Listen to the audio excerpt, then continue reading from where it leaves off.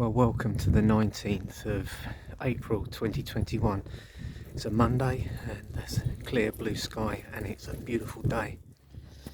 I attempted to embark on a walk, but the injury I've sustained to my foot has had to make me admit defeat. I got about 200 yards down the road and thought, I can't do this. Got to walk a fair distance today, so I'm going to go and pick my push bike up. That takes all the strain off it. But yeah, I'm really surprised. I'm good at this. I've had flu before and thought, I feel fine today. I'm going out. Get to a bus stop and nearly collapse.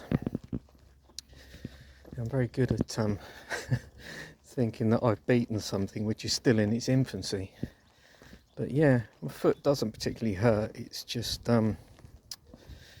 inconvenienced and very black and blue. There really is no time for pride in a life like mine, where you're quite often reliant on people's generosity. I'll let you check my push bike out. I think you'll probably agree the title of the machine is probably very appropriate.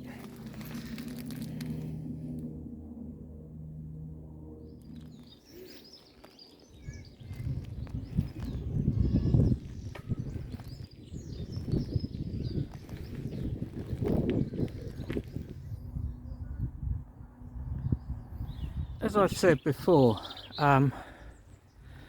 March tends to offer me a lot of respite in my life. A lot of damn good things have happened in my life, specifically in that month, and the likelihood of moving home quite soon. The place that I've been tentatively offered was applied for on the 2nd of March, and if I'm lucky with this one, it'll be no great surprise that it occurred, or it was its seeds were sown on the 2nd of March. I wonder what it is, if it's just complete coincidence, or there are just avenues that we travel through in life, you know, like those sort of time tubes that were attached to everybody in Donnie Darko. If we actually have points in our life where we walk through a sort of stage where we are statistically or spiritually, God knows what, but we're more lucky at that point in time on the calendar and more unlucky on others. Really makes me think. It'd be a complete exaggeration to say life's improved 100%. Completely far from it, but having woken up this last few days especially, just having stopped panicking about the whole concept of what if I don't move, what if it falls through, it's going to be soon, whatever, you know, that much I've been told, I know, is legally binding, and it's all good. But waking up for the first time in as long as I can remember, not thinking that the world's caving in around me is promotion in the extreme. It can be funny overhearing first world problems. It's just walking past some people talking about schooling, and the line of conversation was, I want my kids to go to the only bilingual school in Oxfordshire, because I think that them understanding a multitude of cultures as they age is a very important thing.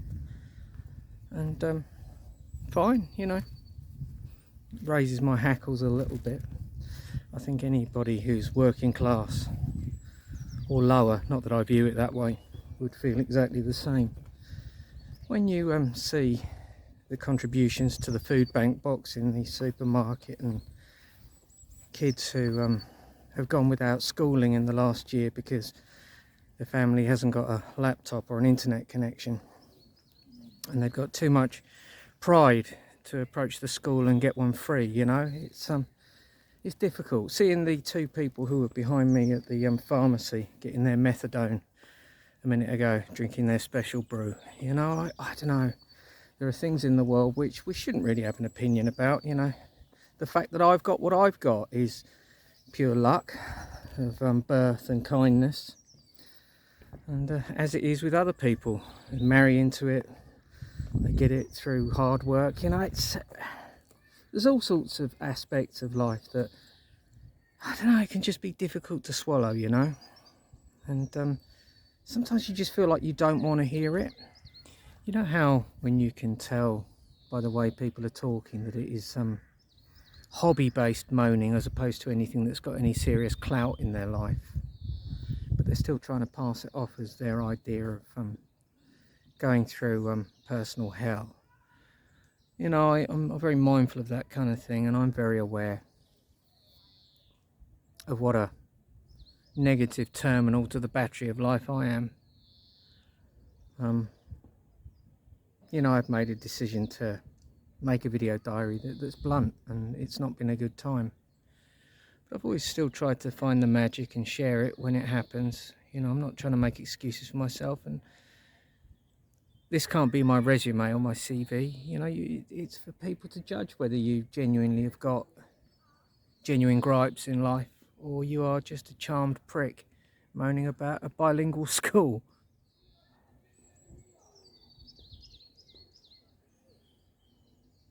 I guess really it's my responsibility to look at my own life and look at the things that I've exaggerated or lied about, just to try and gain some acceptance in the confines of this system. And if you're middle class, it's going to be the kind of subjects I've talked about. Maybe I regret using the word prick, you know.